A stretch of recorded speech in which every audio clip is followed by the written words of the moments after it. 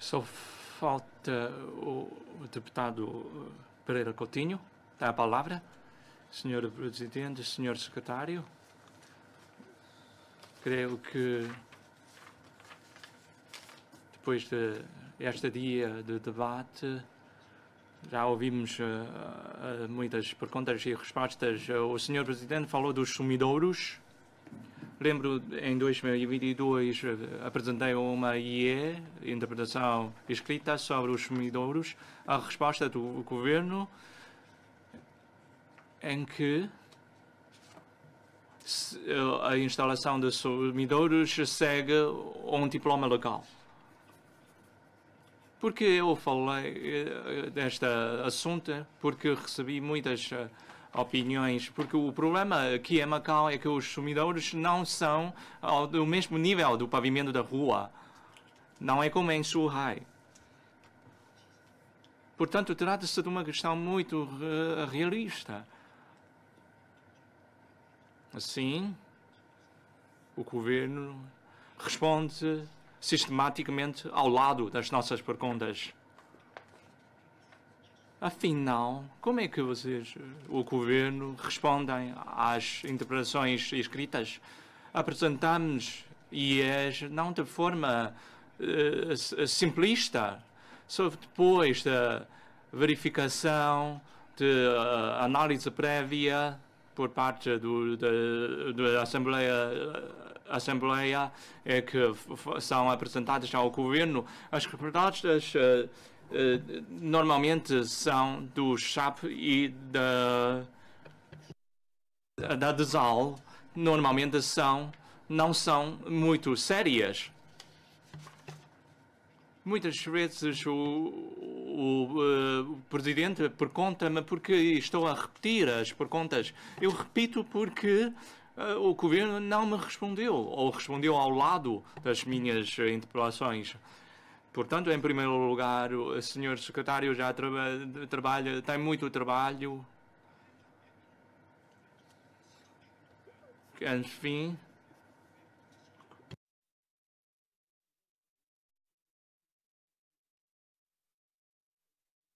Tem muito trabalho na reorganização dos serviços, mas falta uma coerência destes trabalhos no IAM, como tem um regulamento interno,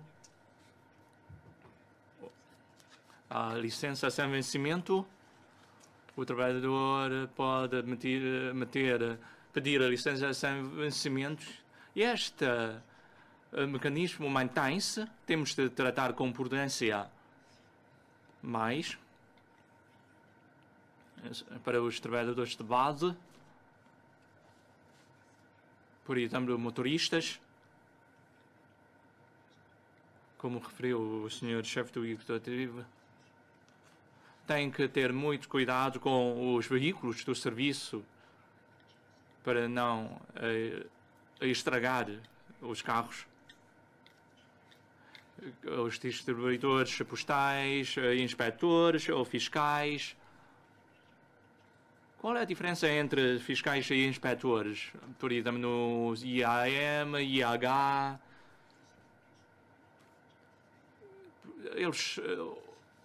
qual é a diferença entre estas carreiras?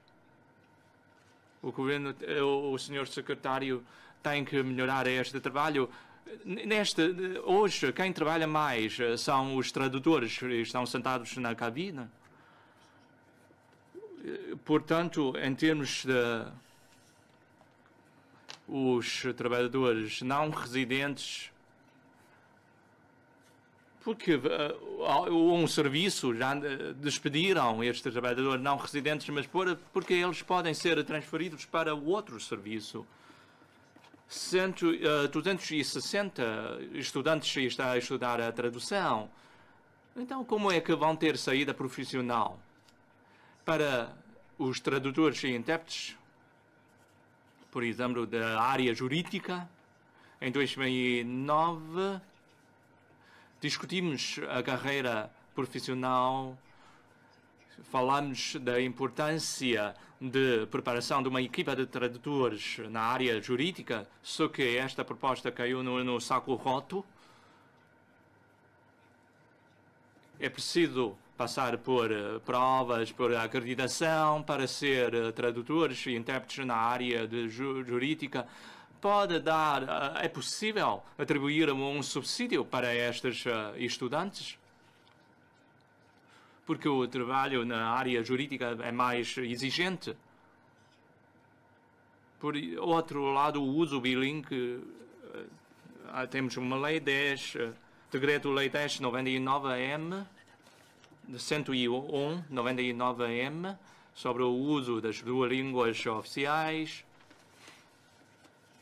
Muitas vezes apresentamos um documento em português, mas a resposta é em língua chinesa, mas segundo este decreto-lei, as duas línguas são oficiais. Uma interpelação em língua portuguesa tem que ter a resposta também em língua portuguesa. Só que muitos serviços não cumprem esta regra. Falando desta questão, quero falar do animais. Em 2026, capturaram 1.054 cães vadios. Quantos viveiros e células têm para acudir a estes cães vadios? E em termos de médicos veterinários do IAM, quantos é que temos quanto à eutanásia destes animais vadios? Há um prazo para abatê-los? Qual é este prazo? Ainda tenho mais questões sobre a estátua Kuan Yin em Praia Haxa. Depois, eu já cheguei a perguntar várias vezes sobre a indemnização. No posto fronteiriço Qingmao, 13 comerciantes investiram no bairro Qingmao e iam abrir os estabelecimentos, só que este ano, como expirou o prazo, não conseguiram abrir estes negócios. E quem é que vai pagar a indemnização, que implica 400 milhões de patacas? 400 mil patacas. E então, como o governo tinha avançado que estavam reunidas as condições, é que só depois é que os comerciantes acreditaram e investiram.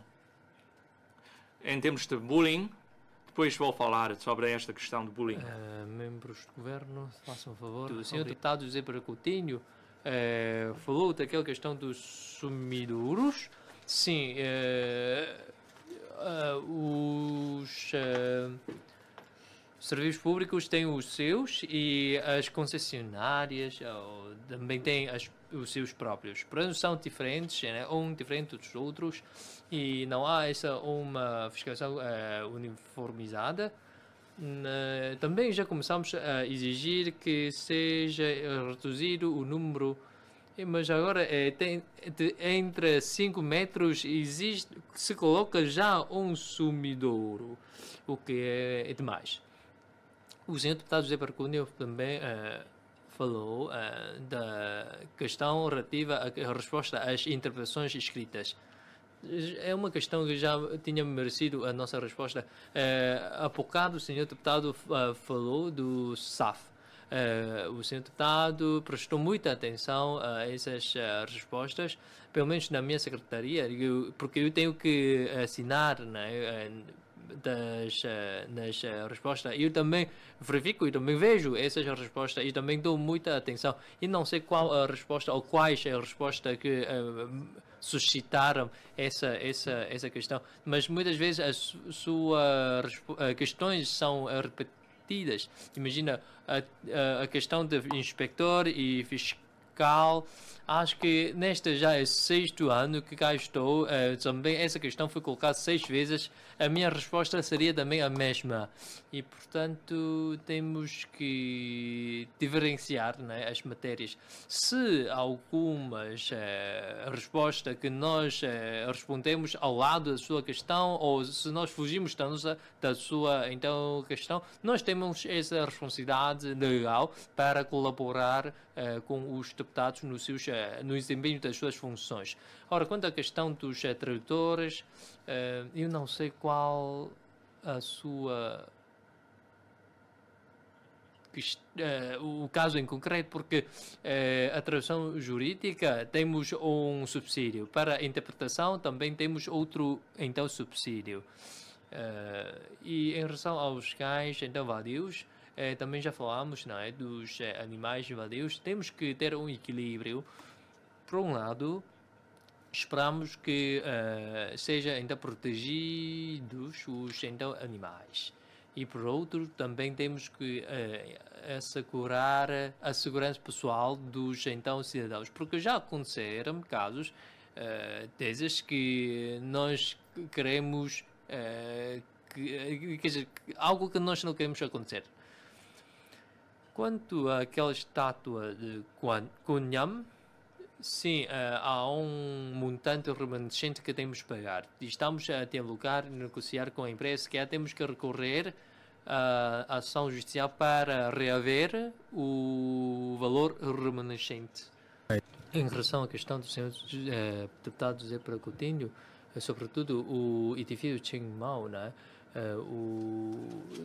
Já quando no debate com a presença do senhor chefe do DIVO, essa questão já foi colocada. Essa questão aprende-se com a realização de um food court.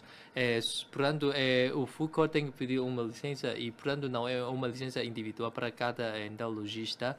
E, portanto, sim, o essencial é o seguinte: como se trata de um food court, tem que haver uma obra de remodelação. No início havia uma planta e que esta foi então alterada. Depois desta alteração tem que haver uma nova apresentação e autorização. Portanto, é que o tempo foi então mais moroso. E agora, quer dizer, normalmente, regra geral, através da plataforma para empresas e associações, e para então a emissão de licença one-stop, o tempo a demorar, quer dizer, o tempo ainda não é satisfatório, mas agora já está um pouco encurtado. Não vai assim até 1 ano para ter uma licença. Se isto acontecer, deveria haver alguns já problemas e, portanto, não ou a pessoa está a arrastar o processo ou pode haver outras razões e, portanto, não podemos discutir um caso em concreto, mas como essa questão foi colocada por 2 vezes, na altura com a presença do chefe de dia, agora outra vez, portanto, é que apresentei esse esclarecimento. Senhor Presidente. Pereira Coutinho, obrigado pela resposta dada pelo secretário. Sobre a repetição, o senhor secretário só respondeu só uma vez que lutei para obter regalias para os trabalhadores. Uma questão é a repetição da resposta dada em relação à interpretação escrita. Para uma pergunta, por que é que tenho de repetir? O senhor secretário respondeu a esta questão. E outra questão, tem a questão da Haxa, quando foi o valor de indemnização, não respondeu ainda. Outra questão sobre Chiang Mai, já falei há bocado que já assinaram o contrato por um prazo de 1 ano, fim do prazo, ainda não há licença para entrar no local. Porque é que o IAME também sabe disto? Existe um contrato de uma duração de 1 ano, porque é que fim do tal prazo ainda não podem iniciar sua atividade. Aqui há prejuízos, não há compensação, porque confiaram no governo, não só é o IAM que há que assumir toda a responsabilidade, também inclui outros serviços, tal como obras públicas. Também vou perguntar a esses serviços, porque ninguém quer assumir essa responsabilidade. Como que vai ficar? As pessoas saem prejudicadas com 13 lojas, e quase são jovens. Porque eles não sabem por dentro disso, envolvem quantas licenças, porque era para iniciar a atividade em abril do ano passado, porque isso envolve uma quantia de 400 mil patacas. Tem a palavra do governo. Obrigado. O deputado Pereira Coutinho falou dos trabalhadores do IAM. Reestruturação do IAM. Ninguém vai perder o emprego. Mas mudanças de emprego, de trabalho, por exemplo, eu trabalhava nesta divisão, então devido à reestruturação, vou ser transferido para outra divisão. Portanto, esta transferência não é só interdivisão, interdepartamento, até pode ser interserviço. Claro, temos de respeitar a vontade, de ouvir a vontade e ter em consideração a experiência da pessoa interessada. Portanto, agradeço a sua opinião. E vou deixar isto claro para os trabalhadores não estarem preocupados. Mas referiu o caso de Qingmao. Claro, muitas pessoas foram envolvidas, então pode fazer chegar estas informações e vou fazer acompanhamento esperando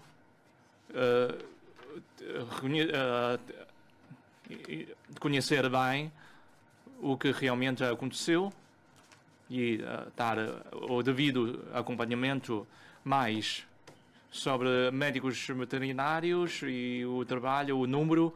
Vou pedir ao presidente Zhou para responder, porque falou da estátua de Kuan Yin em Kuluan. Ainda há números por pagar, só que não posso adiantar este valor, porque é possível ir a tribunal com esta empresa, mas pode estar descansado. Como se trata de erário público, vamos chegar até a última instância.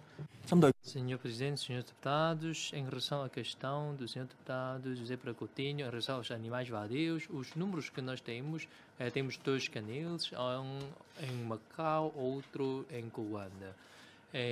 No total, podemos acolher, quer dizer, temos então 116 células. E também estamos a planear aumentar esse número.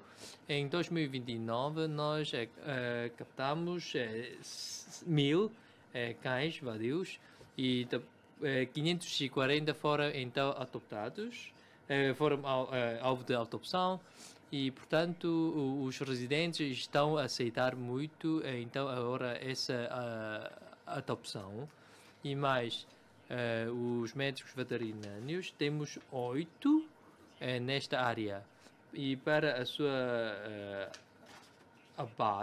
o seu abate, aliás, os animais vadios, como às vezes têm o risco de doenças transmissíveis ou então ferimento grave, temos que isto então depois da avaliação do veterinário é que podemos saber se vai avançar ou não com o abate.